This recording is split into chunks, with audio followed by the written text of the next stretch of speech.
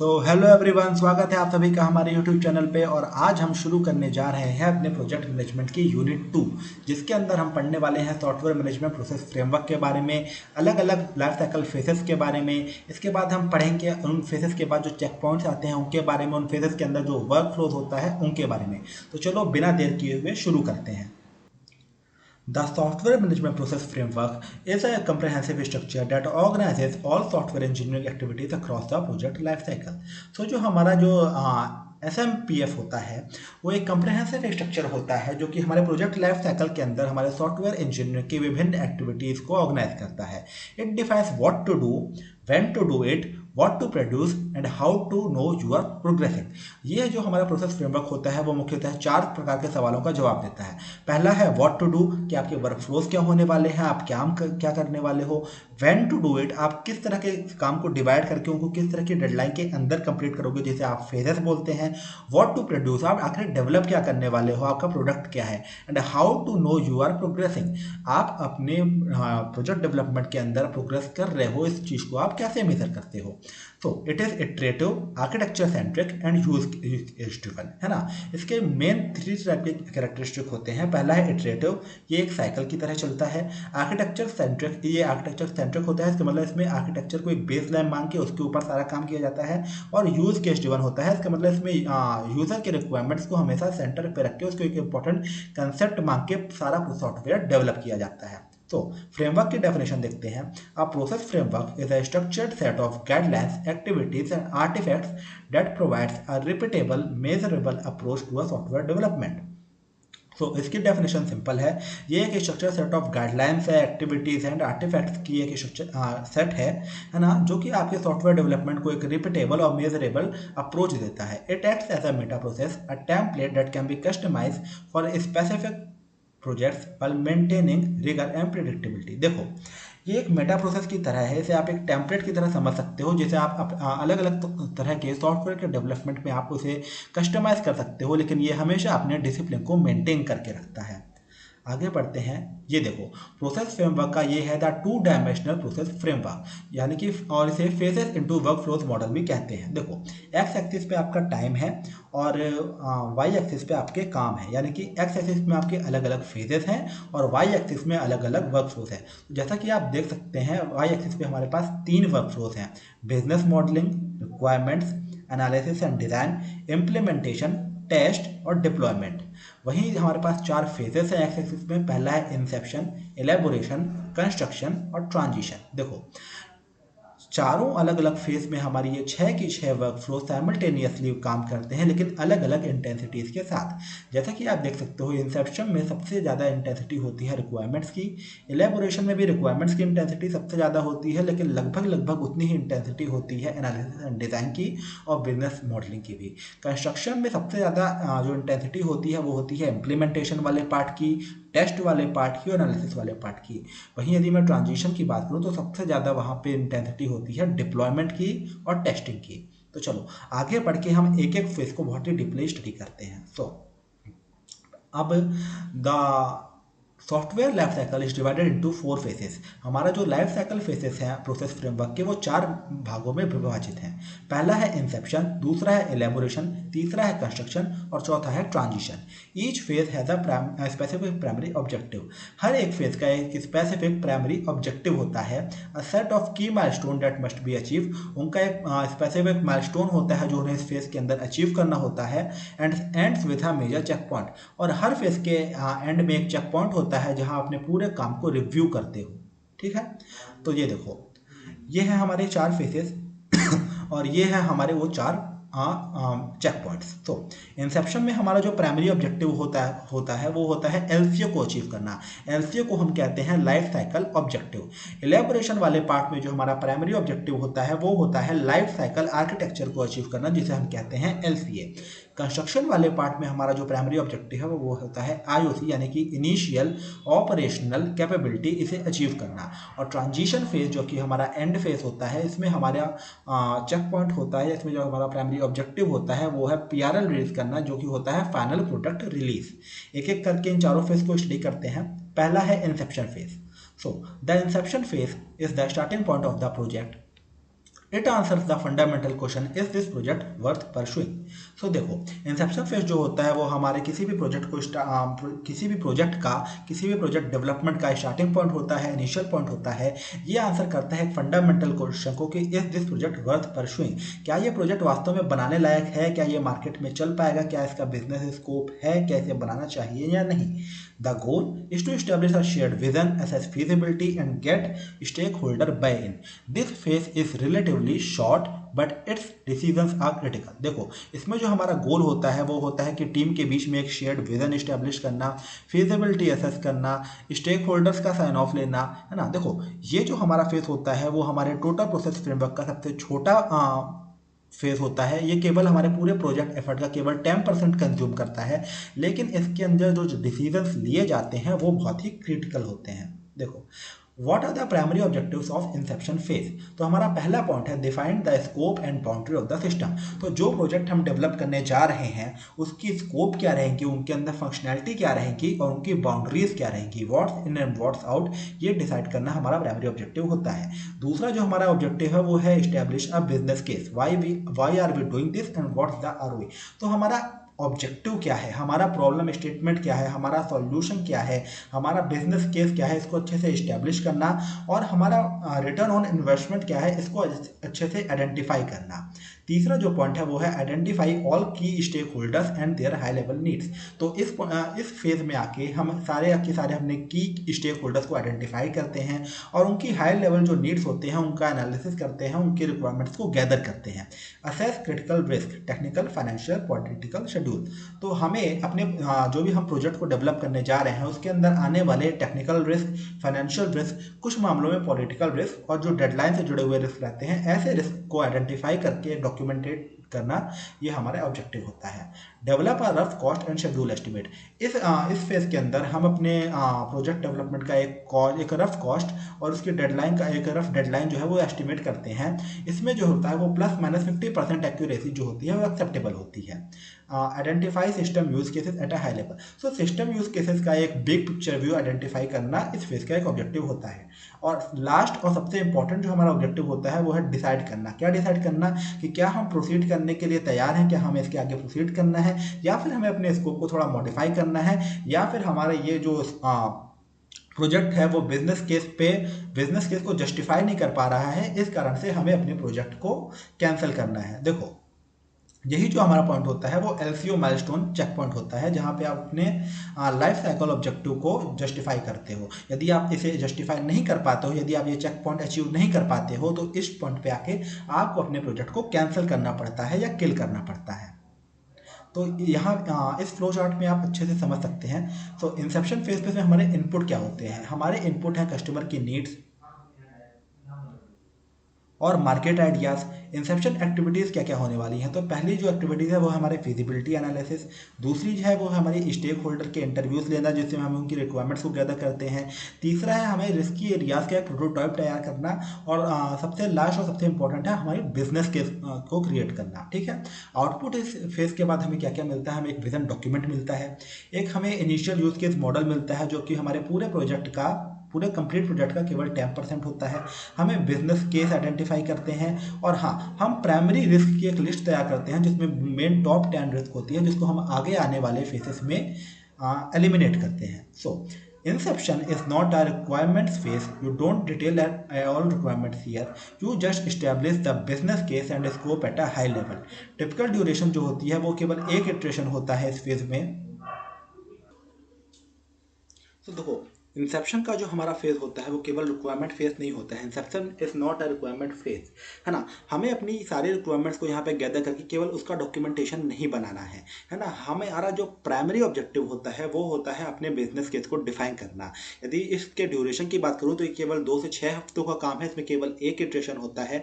और यदि आप अपने लाइफ साइकिल ऑब्जेक्टिव में बिजनेस केस को जस्टिफाई नहीं कर पाते हो तो आपको अपने प्रोजेक्ट को यहाँ पे किल करना पड़ता है।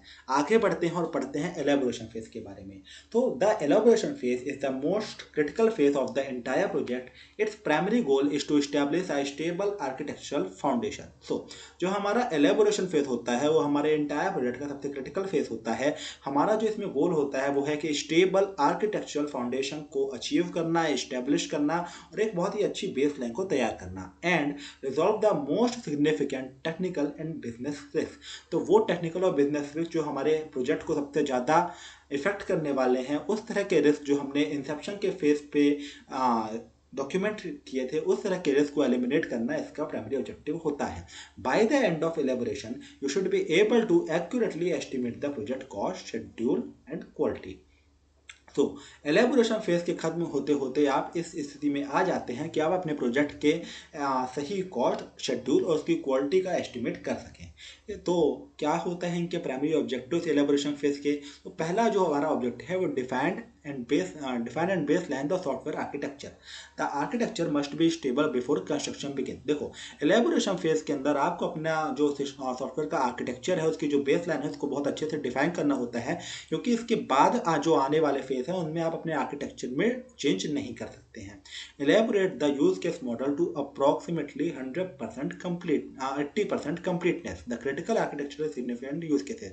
तो यहाँ पे जो आपके जो सबसे ज़्यादा यूज केसेस हैं जो आपके सॉफ्टवेयर के, तो उनको आपको 80% तक कंप्लीट करना होता है। जो आपके सबसे ज़्यादा कहना चाहिए कि आर्किटेक्चर में जो लिखा हुआ है कि जो सबसे ज़्यादा इंपॉर्टेंट फंक्शनैलिटीज़ हैं उनको 80% तक अचीव करना इसका प्राइमरी ऑब्जेक्टिव होता है। Build an architectural prototype. देखो आपको इसमें एक कंप्लीट कोड नहीं लिखना होता है, कंप्लीट प्रोडक्ट इन्वायरमेंट के अंदर एक कंप्लीट प्रोडक्ट डेवलप नहीं करना होता है, लेकिन बल्कि आपको टोटल जो आपका जो प्रोजेक्ट होने वाला है उसका 10% पार्ट को आपको एक आर्किटेक्चरल प्रोटोटाइप तैयार करना पड़ता है। Resolve all high priority risk identified during Inception. Inception के टाइम पे जो भी रिस्क निकल के आए थे, जो कि सबसे ज़्यादा कहना चाहिए कि सिग्निफिकेंट थे आपके प्रोजेक्ट के लिए, उनको आपको रिजॉल्व करना है, वरना वो आगे जाके आपको ज़्यादा डैमेज दे सकते हैं। ठीक है। Establish a stable base line for construction.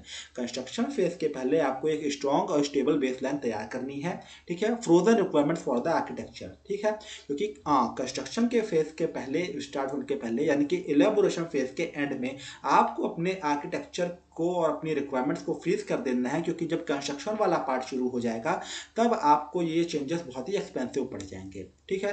Refine the business case with a more accurate schedule and cost estimate. तो देखो इंसेप्शन फेज की यदि मैं कंपैरिजन की बात करूं तो एलेबोरेशन के केस में आके हम ज़्यादा एक्यूरेसी से के साथ अपने कॉस्ट को और अपनी डेडलाइन को एस्टिमेट कर सकते हैं। इसमें जो हमारे एक्यूरेसी का एरर होता है यहाँ पे वो होता है +-25%, जो कि इंसेप्शन फेज की तुलना में आधा होता है। इसका मतलब एलेबोरेशन फेज के अंदर जो हम एस्टिमेट करते हैं अपने कॉस्ट और शेड्यूल को, वो लगभग इंसेप्शन फेज से 2 गुना ज़्यादा एक्यूरेट होता है।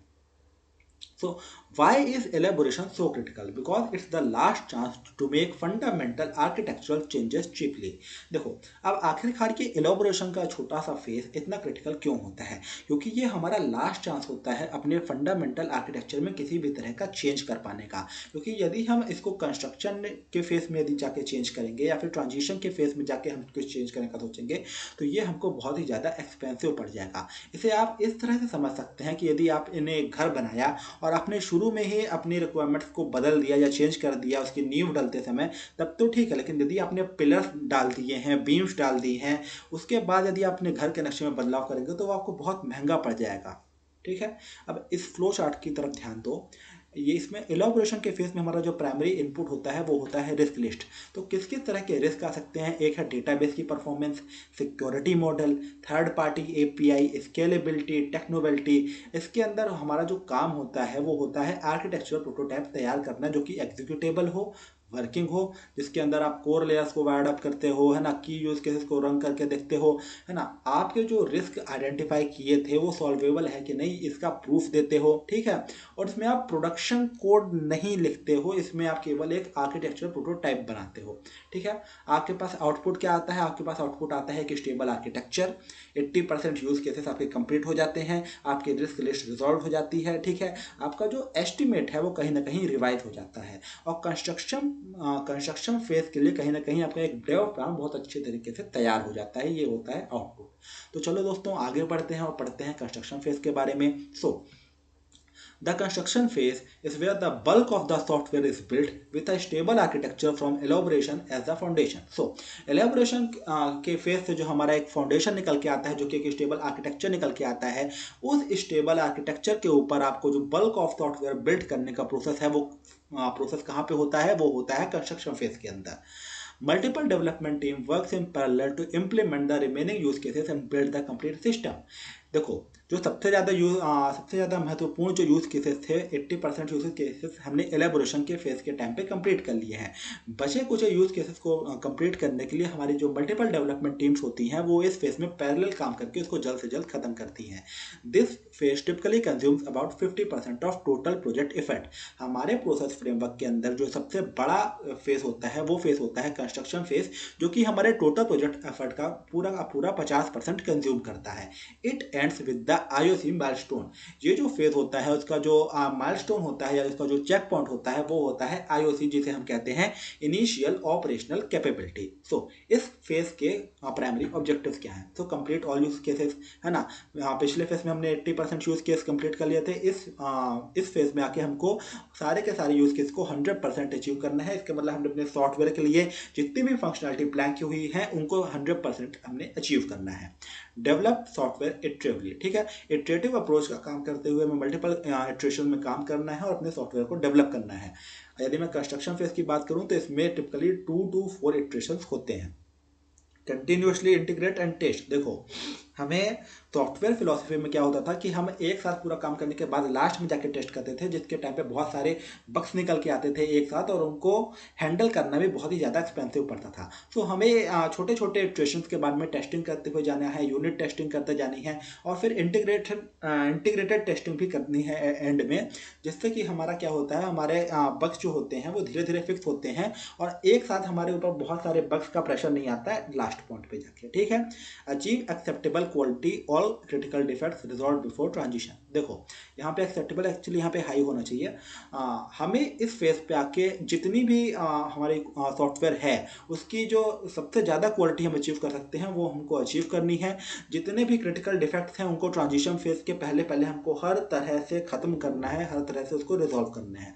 प्रोड्यूस बेटा release ready for user testing and deployment. देखो, बेटा रिलीज का मतलब क्या होता है? जो हम अपने सॉफ्टवेयर को डेवलप करते समय अपने प्रोडक्शन एनवायरनमेंट के अंदर टेस्टिंग करते हैं, यूनिट टेस्टिंग करते हैं, इंटीग्रेशन टेस्टिंग करते हैं, उसको हम कहते हैं अल्फा टेस्टिंग. बीटा टेस्टिंग क्या होती है? बीटा टेस्टिंग में हम अपने सॉफ्टवेयर को कुछ लिमिटेड यूजर्स के लिए प्रोवाइड कराते हैं, वो उसको यूज़ करते हैं, ऑनेस्ट फीडबैक देते हैं, और जब रियल वर्ल्ड में वो यूज़ के लिए जाता है, उस समय जो प्रॉब्लम्स आती हैं उस पर हम अपने सॉफ्टवेयर को इम्प्रूव करते हैं. इस तरह की टेस्टिंग को कहा जाता है बीटा टेस्टिंग. तो बीटा टेस्टिंग के लिए जब हम किसी अपने सॉफ्टवेयर को तैयार करते हैं उसको कहा जाता है बीटा रिलीज, कि हमारा जो सॉफ्टवेयर है वो अब बीटा टेस्टिंग के लिए तैयार हो चुका है. तो हमारा इसमें प्राइमरी ऑब्जेक्टिव होता है कि अपने प्रोडक्ट को बीटा रिलीज के लिए रेडी करना. ठीक है. Prepare deployment environment. तो हमें इसमें अपने डिप्लॉयमेंट एनवायरनमेंट को प्रिपेयर करना है, जैसे ट्रेनिंग मटेरियल्स हो गए, है ना, अपने प्रोसीजर्स को इंस्टॉल करना है, यूजर डॉक्यूमेंटेशन तैयार करनी है ना, जिससे कि हम उसे अगले फेज में अच्छे तरीके से डिप्लॉय कर सकें. Maintain the architecture baseline, don't let architecture erosion keep it. So construction phase में जाके हम अपने आर्किटेक्चर को आर्किटेक्चर और रिक्वायरमेंट्स के अंदर जो चेंज है उसको फ्रीज करने का काम करते हैं, है ना, कि उसमें किसी भी तरह के चेंज ना आए, और उनमें यदि छोटे मोटे चेंजेस आते हैं तो कहीं ना कहीं हमारे प्रोडक्ट को या फिर अपने डेवलपमेंट को बहुत ज़्यादा इफेक्ट ना करें. सो कंस्ट्रक्शन वर्सेस एलेबोरेशन में माइंडसेट क्या अलग अलग होता है? In elaboration, you build the right thing, solving hard problem, establishing architecture. In construction, you build the thing right. So देखो, ये दो लाइन देखो. In elaboration, you build the right thing. In construction, you build the thing right. तो elaboration में क्या होता है कि elaboration में हम ये फाइनलाइज करते हैं कि हम एक सही चीज़ बना रहे हैं, और कंस्ट्रक्शन में हम ये फाइनलाइज करते हैं कि हम उस चीज़ को सही तरीके से बना रहे हैं. तो ये डिफरेंट होता है एलेबोरेशन और कंस्ट्रक्शन के माइंडसेट में, अलग अलग फेजेस के माइंडसेट में। तो ये है हमारा कंस्ट्रक्शन फेज का फ्लो चार्ट। सबसे पहले आता है आर्किटेक्चर, जो कि एलेबोरेशन फेज के बाद हमें मिलता है, वो हमारा इनपुट होता है। मल्टीपल इटरेशंस में ये काम होता है, जिसके अंदर डिज़ाइन होती है, कोडिंग होती है, टेस्टिंग होती है और इंटीग्रेशन, मतलब इंटीग्रेट होती है सारी चीज़ें, ठीक है।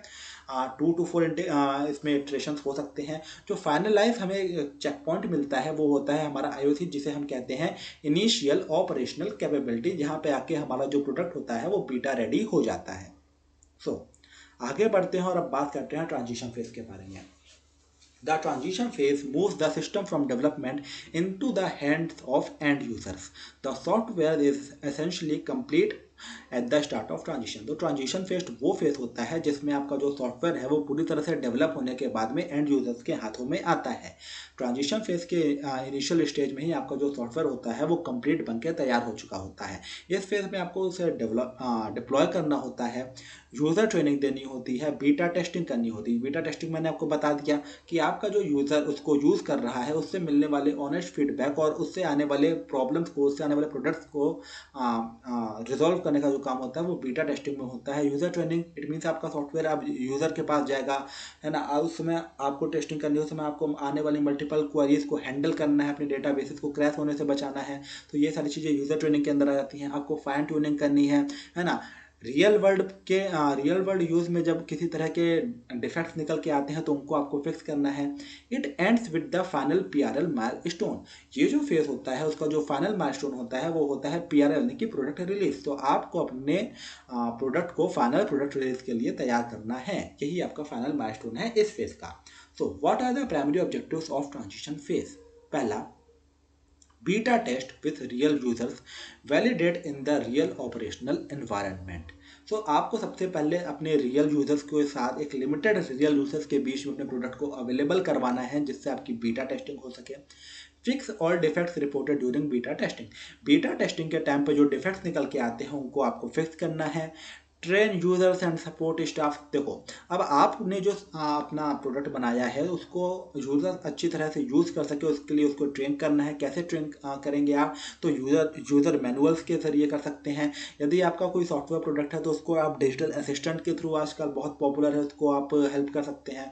सपोर्ट स्टाफ से मतलब है कि अब क्या है, आप हैंड ओवर करोगे डेवलपमेंट टीम से मेंटेनेंस टीम को अपने प्रोडक्ट को, है ना। तो आपको सपोर्ट स्टाफ को भी ट्रेन करना है कहीं ना कहीं उस प्रोडक्ट को मेंटेन करने रहने के लिए, ठीक है। अगला पॉइंट है कंप्लीट डिप्लॉयमेंट एक्टिविटीज। सो डिप्लॉयमेंट से जुड़ी हुई जितनी भी एक्टिविटीज हैं उन सबको आपको इस प्रोजेक्ट फेज में जाके कंप्लीट करना है। Collect lessons learned from future project. तो इस प्रोजेक्ट में आपने जो भी चीज़ें सीखी हैं जो कि आगे आने वाले प्रोजेक्ट में काम आ सकती हैं, उन सभी चीज़ों का प्रॉपर डॉक्यूमेंट तैयार करना, जिससे आगे आने वाले फ्यूचर में जब आप प्रोजेक्ट डेवलप करो तो आप इन डॉक्यूमेंट से रेफरेंस ले सको। इसे तैयार करने का काम भी ट्रांजिशन फेज के अंदर होता है।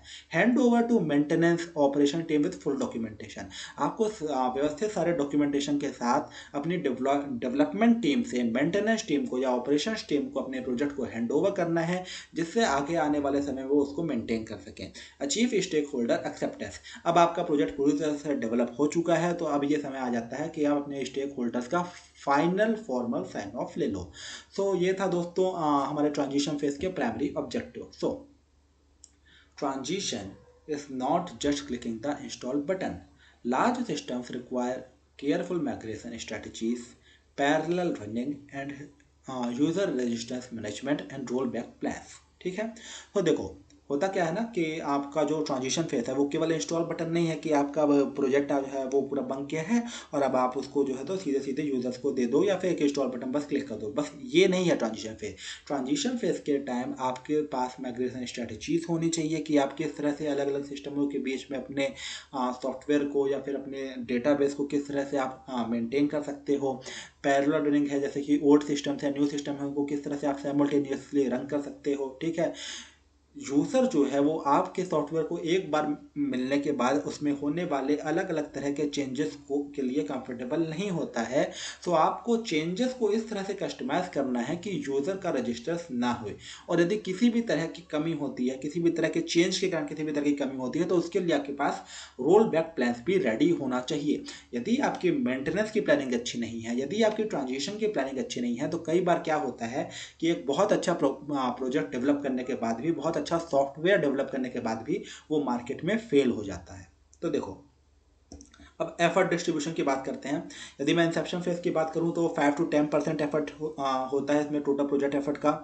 एलेबोरेशन में 20 to 30%। कंस्ट्रक्शन फेज हमारा सबसे बड़ा फेज होता है, इसमें 50 to 65%।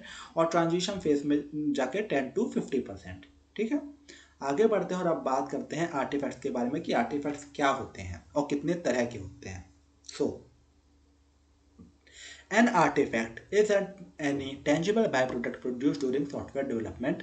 Documents, model, source code, test cases, executable etcetera. देखो, सॉफ्टवेयर के डेवलपमेंट के टाइम पे हम जितनी भी चीज़ें प्रोड्यूस करते हैं, जितने भी टेंजिबल बाय प्रोडक्ट हम प्रोड्यूस करते हैं, चाहे वो डॉक्यूमेंट हो सकता है, मॉडल्स हो सकता है, आपके सोर्स कोड हो सकते हैं, टेस्ट केसेस हो सकते हैं, इन सभी तरह की चीज़ों को हम क्या कहते हैं, आर्टिफैक्ट्स कहते हैं। मतलब हम अपने प्रोजेक्ट डेवलपमेंट में जो भी चीज़ें प्रोड्यूस कर रहे हैं वो क्या है, वो हमारे आर्टिफैक्ट्स हैं, चाहे वो डॉक्यूमेंट हो, चाहे वो सॉफ्टवेयर या उसका पार्ट हो।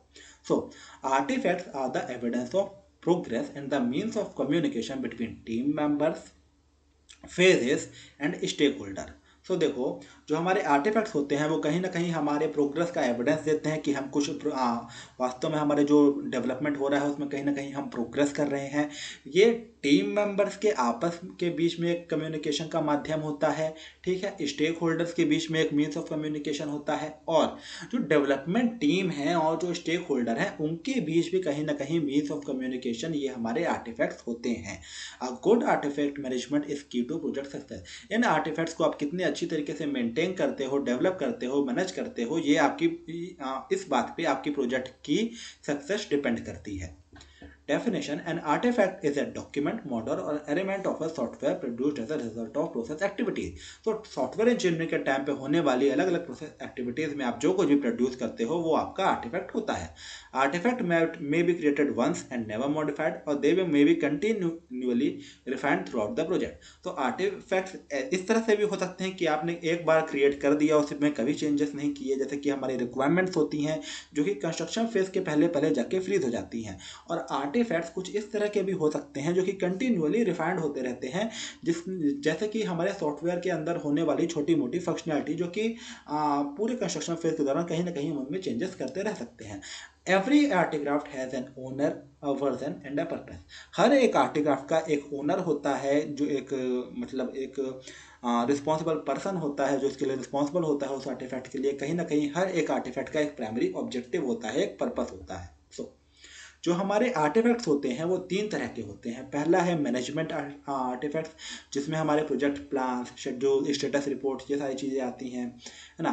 दूसरा है हमारा इंजीनियरिंग आर्टिफैक्ट, जिसके अंदर हमारे सोर्स कोड आते हैं, टेस्ट केसेस आते हैं, मॉडल्स आते हैं, है ना। उसके बाद है हमारा प्रैग्मेटिक्स, है ना, जिसके अंदर हमारे एनवायरमेंट्स एंड टूल्स आते हैं, हमारे गाइडलाइंस आती हैं, टेम्पलेट्स आते हैं, स्टैंडर्ड टेम्पलेट्स आते हैं और प्रोसेसेस आती हैं। ठीक है, सबसे पहले बात करते हैं मैनेजमेंट आर्टिफैक्ट्स के बारे में। So management artifacts are the documents and records used by the project managers and stakeholders to plan, monitor, control and communicate about the project। So जो हमारे मैनेजमेंट आर्टिफैक्ट्स होते हैं वो प्रोजेक्ट मैनेजर्स के dashboard की तरह से समझ सकते हैं आप, जिसमें आप वो आपके सारे प्रोजेक्ट से रिलेटेड जो उसकी हेल्थ है, उसके प्लान है, उसे मॉनिटर करते रहते हैं, कंट्रोल करते रहते हैं, टीम के साथ कम्युनिकेट करने का जो जरिया होता है वो यही मैनेजमेंट आर्टिफैक्ट्स होते हैं। They track progress, manage risk and provide visibility into project health. Think of this as the dashboard of the project. तो जैसा कि मैंने आपको बताया कि एक तरह से प्रोजेक्ट का डैशबोर्ड होता है जिसमें आप उनकी प्रोग्रेस को ट्रैक कर सकते हैं, स्टेक होल्डर्स, है ना, रिस्क मैनेजमेंट कर सकते हैं, और उसकी विजिबिलिटी क्या है, प्रोजेक्ट की हेल्थ क्या है, इन सब चीज़ों पे ध्यान दे सकते हैं। तो किस किस तरह के आर्टिफैक्ट्स आते हैं मैनेजमेंट आर्टिफैक्ट्स के अंदर? तो पहला है सॉफ्टवेयर डेवलपमेंट प्लान। तो ये जो है इसमें सारे एस्पेक्ट कवर होते हैं, जैसे कि प्रोसेस कौन सी रहेगी, शेड्यूल कैसा रहेगा, रिसोर्सेज कौन से रहेंगे, टूल्स कैसे रहेंगे। इन सब चीज़ों का जो हमारा मास्टर प्लान होता है उसे हम कहते हैं सॉफ्टवेयर डेवलपमेंट प्लान। ये क्रिएट होता है इंसेप्शन फेज में और ये हर फेज में अपडेट होता रहता है। दूसरा जो हमारा प्लान है वो है इटरेशन प्लान, जो कि हमारा मतलब हर एक इंडिविजुअल जो इटरेशन होता है हर अलग अलग फेसेस के अंदर उनके उसके लिए क्रिएट किया जाता है। एक इटरेशन का इसमें डिटेल्ड प्लान होता है पर्टिकुलर इटरेशन के लिए। ये हर एक इटरेशन, कोई इसमें स्पेसिफिक फेस नहीं है, हर फेस के अंदर होने वाले हर इटरेशन के पहले ये क्रिएट किया जाता है और हर इटरेशन के टाइम पे ये अपडेट किया जाता है। तीसरा हमारे पास मैनेजमेंट आर्टिफैक्ट्स आता है स्टेटस असेसमेंट, जिसमें हमारे प्रोजेक्ट हेल्थ से जुड़े हुए रेगुलर स्नैपशॉट्स होते हैं, है ना। हमारी प्लान प्रोग्रेस क्या थी उस प्रोजेक्ट को डेवलप करने की और हमारी एक्चुअल क्या है उसका कंपैरिजन किया जाता है। और ये हर एक इटरेशन के दौरान बनाया जाता है और इसे कंटिन्यूसली अपडेट करते रहा जाता है। उसके बाद आता है रिस्क लिस्ट। देखो रिस्क लिस्ट वो है जो इसे हम इंसेप्शन के फेज में हम बनाते हैं, जिसमें हमारे प्रोजेक्ट डेवलप करने के टाइम पर जो भी सिग्निफिकेंट रिस्क आने वाले हैं, जो कि हमारे मोस्ट सिग्निफिकेंट रिस्क होंगे, उनकी हम लिस्ट बनाते हैं, है ना। ये इंसेप्शन के फेज में बनाया जाता है और हर फेज में अपडेट करते रहा जाता है। उसके बाद है रिलीज प्लान। ठीक है, मतलब जब हमारा प्रोजेक्ट फाइनली डिप्लॉयड होगा तो हम हर एक पॉइंट पे क्या क्या चीज़ों को हमें किस तरह से अपने प्रोडक्ट को रिलीज़ करना है, इसका जो प्लान बनाया जाता है उसे हम रिलीज प्लान कहते हैं। ये एलेबोरेशन के फेज के टाइम पे बनाया जाता है और कंस्ट्रक्शन के फेज के टाइम पे इसको हम अपडेट करते हैं आने वाले चेंजेस के बेसिस पे। उसके बाद आता है बिजनेस के, जहाँ पे हम रिटर्न इन्वेस्टमेंट का एनालिसिस करते हैं, कॉस्ट बेनिफिट का जस्टिफिकेशन करते हैं कि हमारा जो कॉस्ट कितना लग रहा है, बेनिफिट कितना है और ये क्या वर्थ इट है या नहीं है इतना टाइम और कॉस्ट इस पे स्पेंड करना। इस तरह के जो एनालिसिस होते हैं वो बिजनेस केस के अंदर होते हैं। इंसेप्शन फेज में ये आर्टिफैक्ट्स बनाए जाते हैं और एलेबोरेशन फेज में ये अपडेट किए जाते हैं।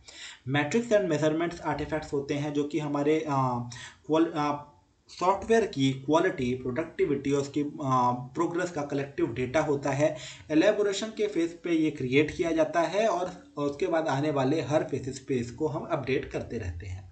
इसके बाद आते हैं इंजीनियरिंग आर्टिफैक्ट्स पे। So engineering artifacts represent the actual technical work product of the software development process, the models, designs, code and test. तो देखो हम डेवलप क्या कर रहे हैं, सॉफ्टवेयर डेवलप कर रहे हैं, डॉक्यूमेंट से हमको काम नहीं है। इंजीनियरिंग आर्टिफैक्ट जो है वो हमारा एक्चुअल टेक्निकल वर्क है जो कि हम सॉफ्टवेयर डेवलपमेंट के टाइम पे प्रोड्यूस कर रहे हैं, जिसे जो हमारा फाइनल डिलीवरेबल होने वाला है यूजर्स के लिए। इसके अंदर कौन कौन सी चीज़ें आती हैं, तो इसके अंदर आती हैं हमारे मॉडल्स आते हैं, इसके अंदर हमारे डिज़ाइन टेम्पलेट्स आते हैं, हमारे एक्चुअल कोड्स आते हैं और हमारे टेस्ट आते हैं। These are the artifacts that directly contribute to the final deliverable. जैसा कि मैंने आपको बताया यही हमारे फाइनल डिलीवरेबल हैं जो कि हमें अपने एंड यूजर्स तक पहुंचाना है। They are managed in version control and form the technical baseline. ये आर्टिफैक्ट्स जो हैं वो हमारे टेक्निकल बेसलाइन को तैयार करते हैं और हमारे वर्जन कंट्रोल से ये मैनेज होते हैं। तो देखो इस फ्लो चार्ट की तरफ देखो। तो इंजीनियरिंग आर्टिफैक्ट्स में सबसे पहले आते हैं हमारे पास रिक्वायरमेंट्स और टेस्ट आर्टिफैक्ट्स, है ना। हमारा टेस्ट प्लान होता है, टेस्ट केसेस होते हैं, उनके रिजल्ट्स होते हैं, डिफेक्ट रिपोर्ट्स होती हैं। ठीक है, हम जो यूज़ केस मॉडल्स बनाने वाले हैं उनके बारे में बात हो रही होती है, हमारे विजन डॉक्यूमेंट्स होते हैं और यहाँ से बातें आगे जाके बढ़ती हैं हमारे मॉडल को डिज़ाइन करने के बारे में। ये है हमारा डिज़ाइन मॉडल आर्टिफैक्ट, जिसमें हमारा आर्किटेक्चर डॉक्यूमेंट्स आता है, क्लास डायग्राम्स आते हैं, यूएमएल डायग्राम्स आते हैं, सीक्वेंस डायग्राम्स आते हैं और कंपोनेंट डायग्राम्स आते हैं। डिज़ाइन मॉडल से हम आगे बढ़ के आते हैं इम्प्लीमेंटेशन आर्टिफैक्ट्स के ऊपर, जहां हमारा एक्चुअल फाइनल डिलीवरेबल कोड होता है जिसे हम सोर्स कोड कहते हैं, जहां हमारे एग्जैक्ट जो हमारे एग्जीक्यूटेबल्स बिल्ड्स होते हैं, डेटाबेस स्क्रिप्ट होती हैं और कॉन्फ़िगरेशन फाइल्स होती हैं। ठीक है, अब विजन डॉक्यूमेंट क्या होता है। So it's high level description of system purpose, features और की स्टेक होल्डर्स। हमारे सॉफ्टवेयर में जो भी फीचर्स होने वाले हैं, फंक्शनलिटीज होने वाली है, हमारे जो की स्टेक होल्डर्स हैं और हमारे सिस्टम का जो ऑब्जेक्टिव है, उनका जो हाई लेवल डिस्क्रिप्शन होता है वो विजन डॉक्यूमेंट्स के अंदर होता है। यूज केस मॉडल्स कौन से होते हैं, so all actors and use with full textual description and UML diagrams. तो यूएमएल डायग्राम्स के थ्रू जो हमारे एक्टर्स होने वाले हैं, उनसे जुड़े हुए जो हमारे एट्रीब्यूट्स होने वाले हैं, उनका जो फुल टेक्सचुअल डिस्क्रिप्शन होता है वो इसमें होता है यूज केस मॉडल्स के अंदर होता है। उसके बाद आता है आर्किटेक्चर डॉक्यूमेंट या फिर SADV जिसे बोला जाता है। So it's software architecture document. It describes all architectural views, logical process, deployment, implementation. तो इसके अंदर हमारे आर्किटेक्चर डॉक्यूमेंट के अंदर हमारे 4 तरह के आर्किटेक्चरल व्यूज होते हैं। पहला व्यू है लॉजिकल व्यू, दूसरा व्यू है प्रोसेस व्यू, तीसरा व्यू है डिप्लॉयमेंट व्यू और चौथा व्यू है इम्प्लीमेंटेशन व्यू। तो इन 4 प्रकार के व्यूज की जानकारी हमें देता है आर्किटेक्चर डॉक्यूमेंट और इन चारों व्यूज के बारे में हम आगे जाके डीपली पढ़ने वाले हैं। और उसके बाद है हमारा डिज़ाइन मॉडल, जिसमें हमारा डिटेल्ड डबल ओ डिज़ाइन है जो UML क्लास का यूज़ करके बनाया जाता है, सीक्वेंस डायग्राम्स के यूज़ करके बनाए जाते हैं, स्टेट एक्टिविटी डायग्राम्स के यूज़ करके बनाए जाते हैं। उसके बाद आता है हमारा इम्प्लीमेंटेशन मॉडल, जिसमें हमारा सोर्स कोड होता है, फाइनल डिलीवरेबल्स होते हैं, डेटाबेस स्कीमाज होती हैं। उसके बाद आता है टेस्ट मॉडल। टेस्ट मॉडल में क्या क्या है, हमारा test plan, individual test cases, test producers, test results और हमारे डेटाबेस के अंदर क्या मतलब बग्स हैं, क्या डिफेक्ट्स हैं, इनको ये सारी जानकारियाँ। फिर आता है deployment model.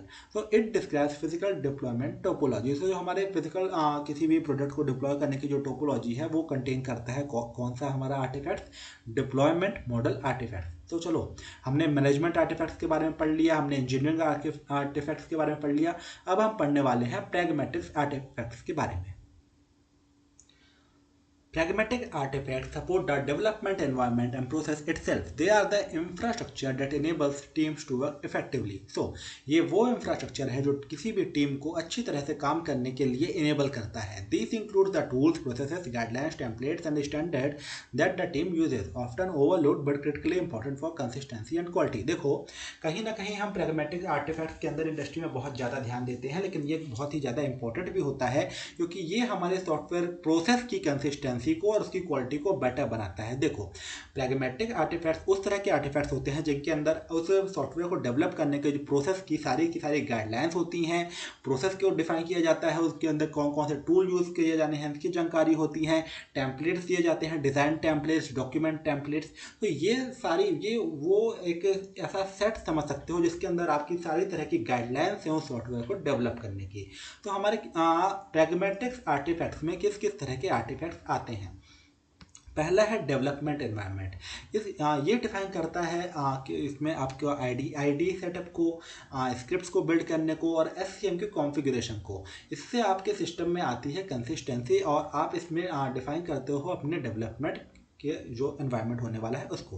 Guidelines and standards, देखो कमेंट गाइडलाइंस हो गए, नेमिंग कन्वेंशंस हो गए, कोडिंग स्टैंडर्ड्स हो गए। देखो इसमें आप कोडिंग की और कमेंट करने की इस तरह की गाइडलाइन को डिफाइन करते हो जिससे कि आपके कोड के अंदर एक कंसिस्टेंसी रहे, एक मेंटेनेबिलिटी रहे और आपके प्रोजेक्ट की टीम के अंदर काम करने वाले अलग अलग डेवलपर्स एक दूसरे के कोड को पढ़ सकें।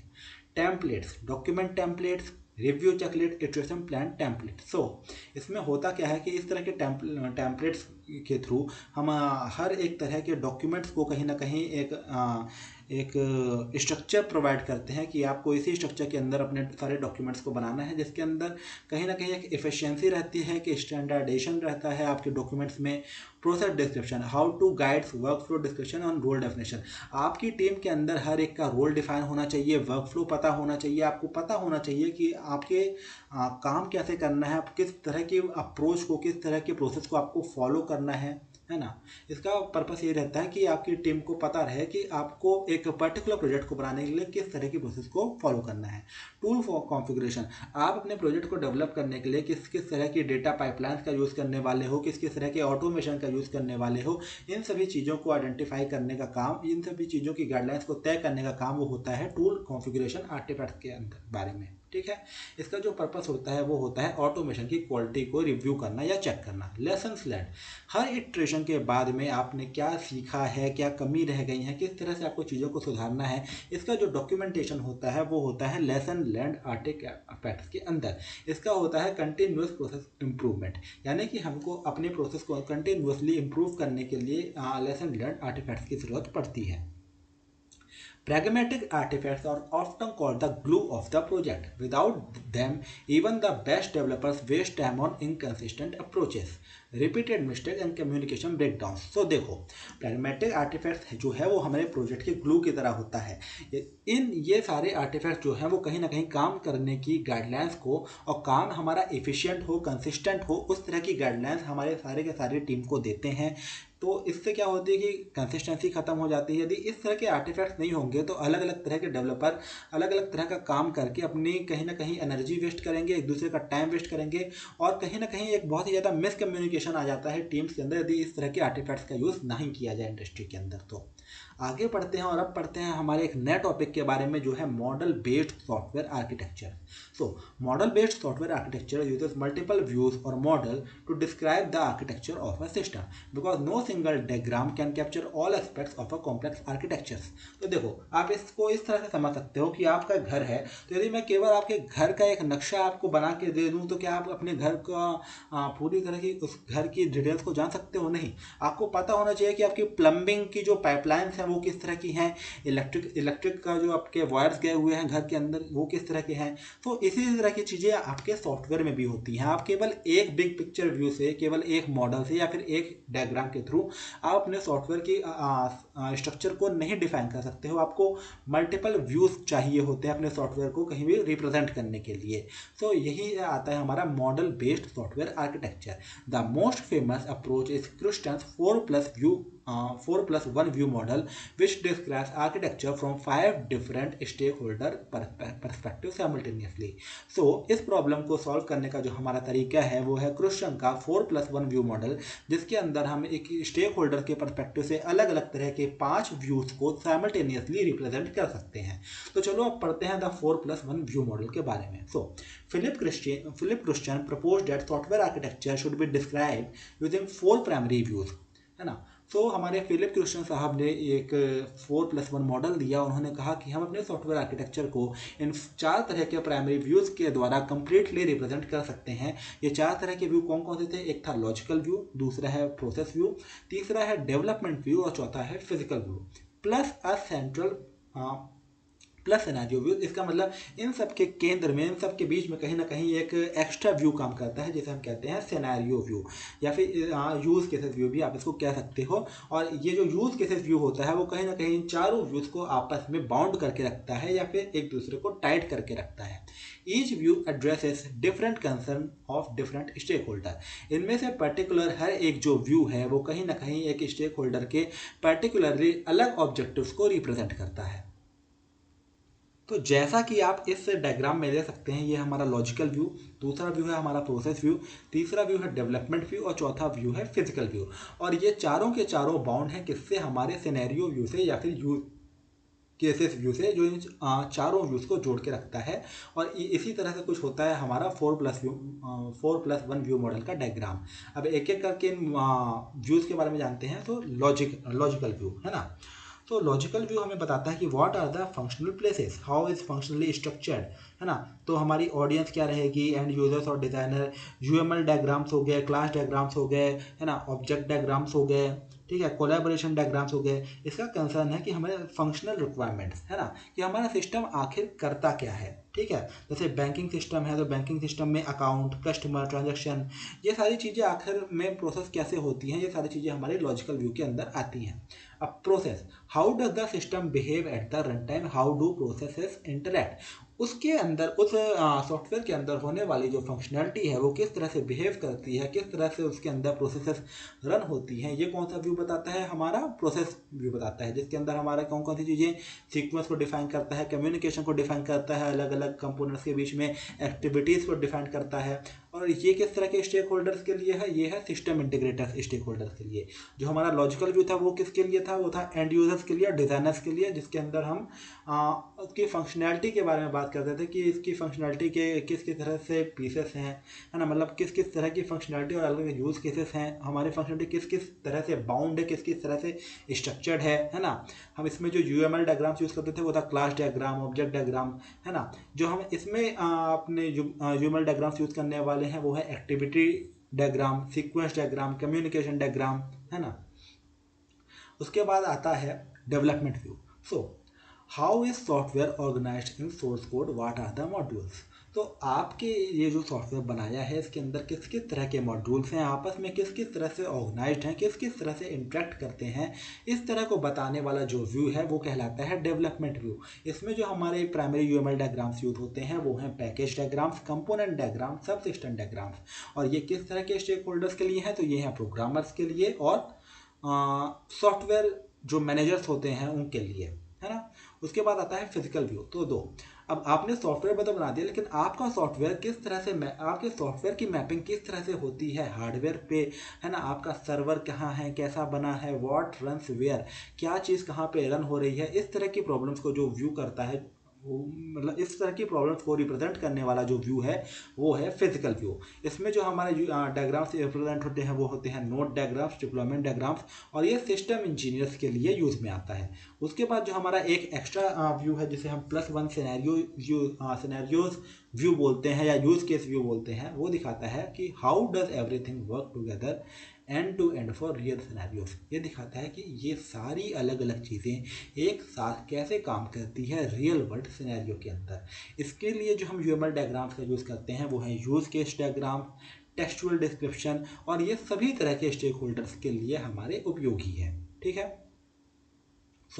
आगे बढ़ते हैं और पढ़ते हैं अब अलग अलग वर्क फ्लो के बारे में। अब वर्क फ्लो होता क्या है। Workflows also called disciplines are the categories of related activities that are performed throughout the project life cycle.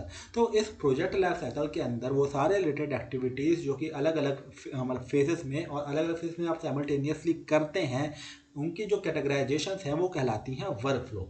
Think of them as the vertical axis of the process framework. तो जैसा कि आपने phases into workflows model में देखा था, इसे आप एक वर्टिकल एक्सिस मान सकते हो प्रोसेस फ्रेमवर्क का। एक तरफ वो सारी फेसेस रन हो रही होती हैं और दूसरी तरफ फेसेस के अंदर ये सारे के सारे वर्क फ्लो साइमल्टेनियसली अलग अलग इंटेंसिटीज के साथ रन हो रहे होते हैं। ठीक है। अब बात करते हैं कोर इंजीनियरिंग वर्क फ्लोज के बारे में। तो एक है हमारा बिजनेस मॉडलिंग, दूसरा है रिक्वायरमेंट्स, तीसरा है एनालिसिस एंड डिज़ाइन, चौथा है इम्प्लीमेंटेशन, पांचवा है टेस्ट, और छठवा है डिप्लॉयमेंट। ठीक है। उसके बाद हमारे कुछ सपोर्टिंग वर्क फ्लोज भी आते हैं, उनके बारे में हम बाद में बात करेंगे। बिजनेस मॉडलिंग में हम क्या करते हैं, सबसे पहले तो हमें अपने बिजनेस डोमेन को समझना होता है, बिजनेस केस को हमें डिफाइन करना होता है कि बिजनेस जो हमारे प्रोसेस हैं उनको आइडेंटिफाई करना है। ये प्रोसेस जो है वो सबसे ज़्यादा इंटेंसिटी रहती है कौन से फेज में, इंसेप्शन फेज में। ठीक है। हमारा सबसे बड़ा जो बिजनेस मॉडलिंग का ऑब्जेक्टिव होता है वो होता है हमारे बिजनेस केस को जस्टिफाई करना।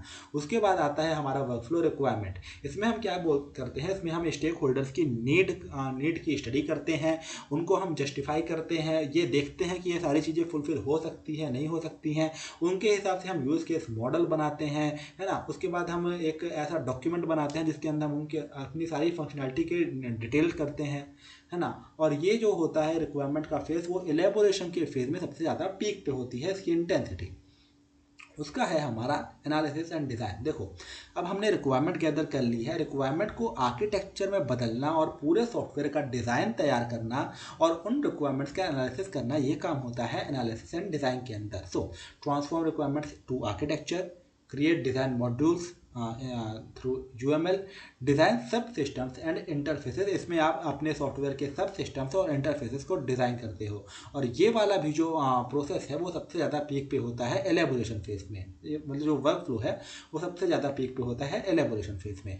उसके बाद हमारा जो चौथा वर्क फ्लो आता है वो है इम्प्लीमेंटेशन। ठीक है। इम्प्लीमेंटेशन का मतलब है कि आपने जो भी अपने डिज़ाइन टेम्पलेट बना लिया, आर्किटेक्चर बना लिया, उस आर्किटेक्चर के ऊपर आपको चीज़ों को बनाना है।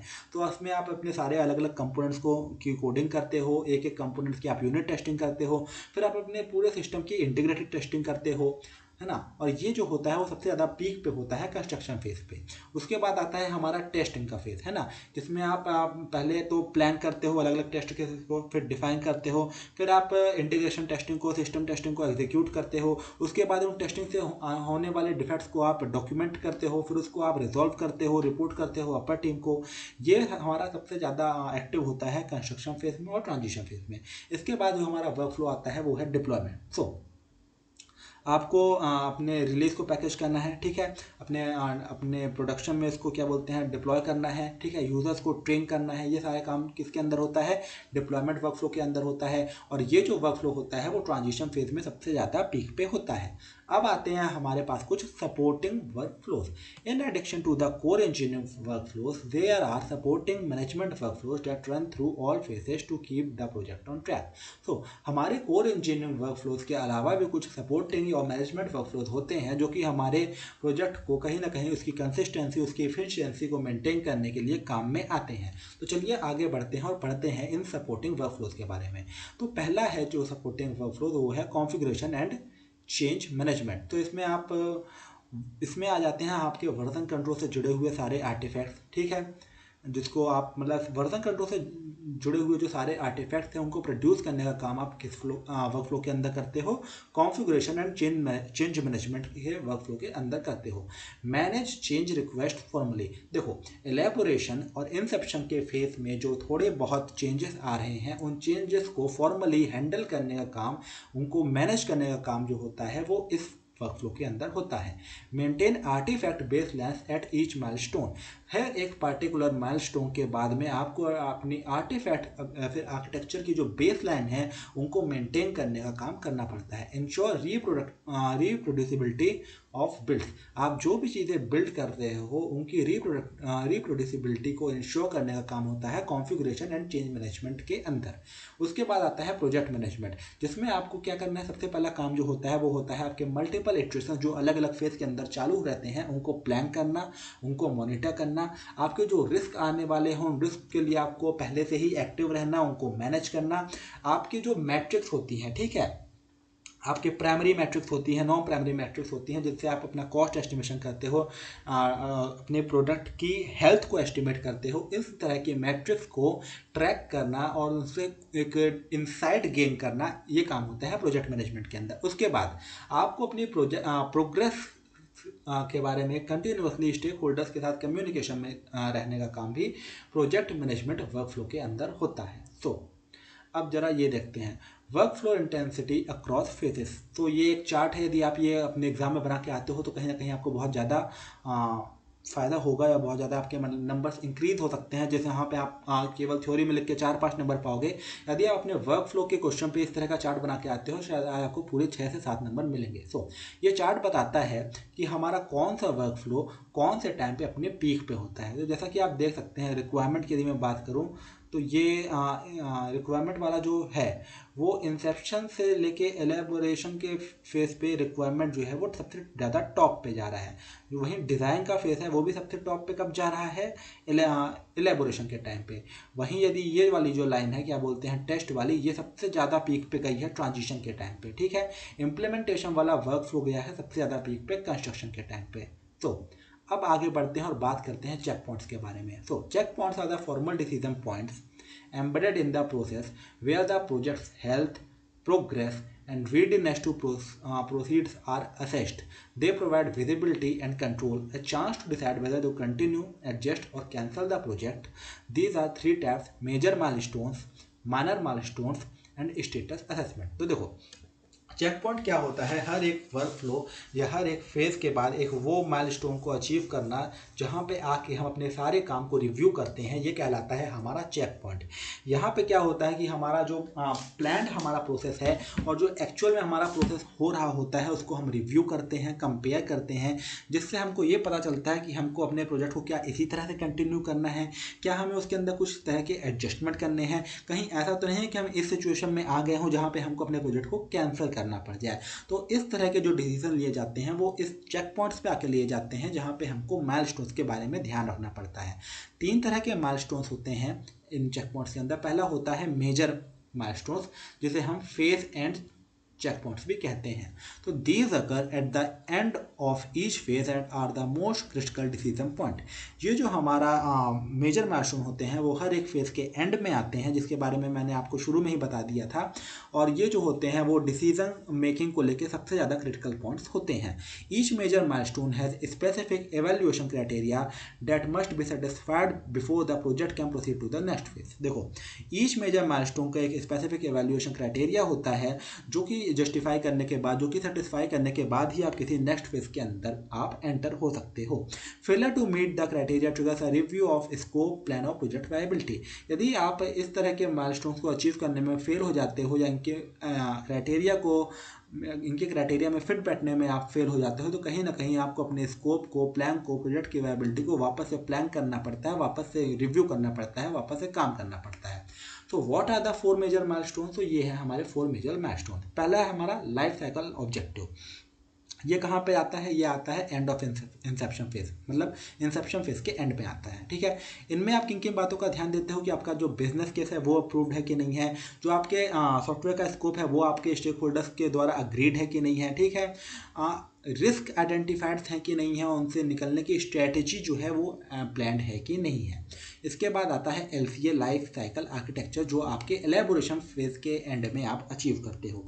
इसमें आप किन किन बातों का ध्यान रखते हो कि आपका आर्किटेक्चर स्टेबल है कि नहीं है, बेसलैंड है कि नहीं है, आपने जो इंसेप्शन फेज पे रिस्क की लिस्ट बनाई थी या फिर रिस्क आइडेंटिफाई किए थे उनको आप रिजॉल्व कर पा रहे हो या नहीं कर पा रहे हो।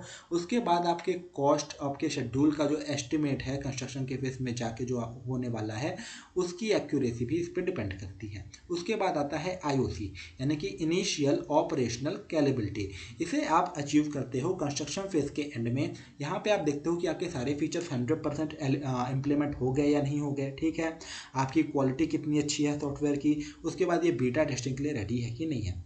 उसके बाद आते हैं PRL पे, PRL का मतलब है product release.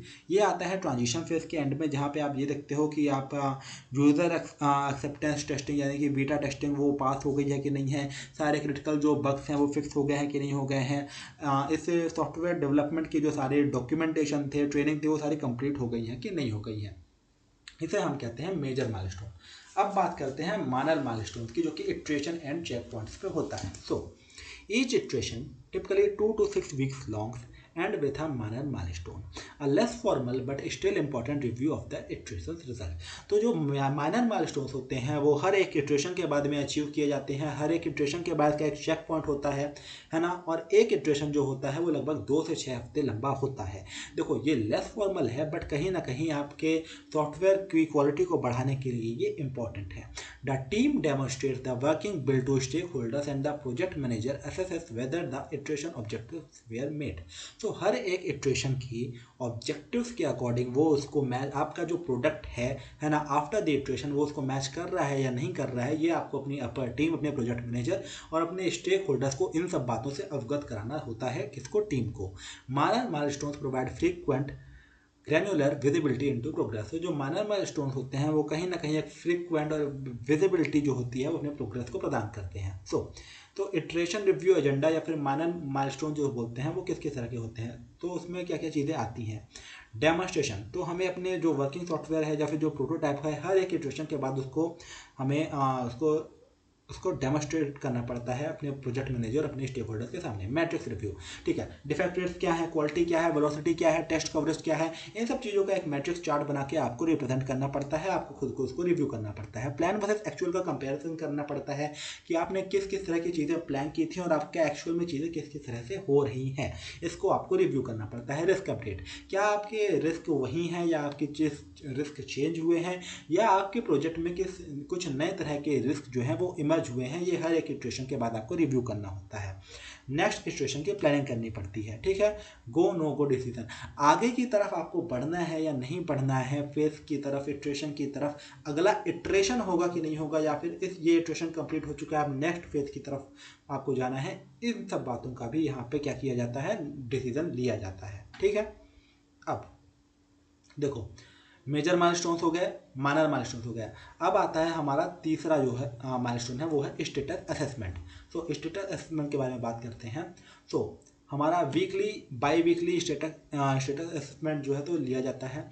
Status assessment are the most frequent checkpoints, they happen every 1 to 2 weeks during an iteration. तो देखो ये सबसे ज़्यादा फ्रीक्वेंट हमारा चेक पॉइंट है, ये कि ना तो ये फेज पे डिपेंड करता है ना ही ये इटरेशन पे डिपेंड करता है ना, ये हर हफ्ते या 2 हफ्ते में एक इटरेशन के दौरान ही आपको लिया जाता है, जिसमें आपको आपका स्टेटस क्या है आपके प्रोजेक्ट का, आपके काम का, इस बात की रिपोर्ट आपको अपने मैनेजमेंट को करनी पड़ती है, उनको उनसे चेक करवाना रहता है, उनसे अपने काम के बारे में फॉर्मल रिव्यूज़ लेने होते हैं। ठीक है, तो ये हमने पढ़ लिया 3 तरह के हमारे माइलस्टोन्स। तो अब देखो बात करते हैं चेक पॉइंट्स के बारे में। तो पहला है हमारा मेजर माइलस्टोन, जिसमें हम आते हैं LCO, LCA, IOC, PRL। इनकी फ्रिक्वेंसी क्या है, ये हर एक फेज के एंड में लिए जाते हैं। फॉर्मेलिटी क्या है, ये बहुत फॉर्मल होते हैं। इसमें हर तरह के स्टेक होल्डर जो होते हैं वो शामिल होते हैं। इनका एक फिक्स क्राइटेरिया होता है जो कि मैच नहीं होने पे हमको सारा काम रिव्यू करना पड़ता है। डिसीजन स्कोप जो है वो हमारे प्रोजेक्ट की वायबिलिटी इस पर डिपेंड करती है, हमें आगे बढ़ना है या नहीं बढ़ना है ये इस पर डिपेंड करता है। उसके बाद हमारे आते हैं माइनर माइलस्टोन, जो हर एक इटरेशन के बाद में होते हैं। ये हर एक इटरेशन के बारे में होते हैं। एक इटरेशन जो होता है वो 2 से 6 हफ्तों का होता है। ये हमारा मॉडरेटली फॉर्मल है। इसमें टीम शामिल होती है और केवल की स्टेक होल्डर शामिल होते हैं इसकी फॉर्मेलिटी में या फिर इसके रिप्रेजेंटेशन के टाइम पे, ठीक है। इसके डिसीजंस को क्या है कि इटरेशन के ऑब्जेक्टिव्स को हमने पा लिया या नहीं पा लिया, और इसके आधार पे हमारा जो नेक्स्ट प्लान है वो क्या है, क्या हमें वापस से किसी नेक्स्ट इटरेशन की तरफ मूव करना है या नेक्स्ट फेज की तरफ मूव करना है, इसका डिसीजन लिया जाता है।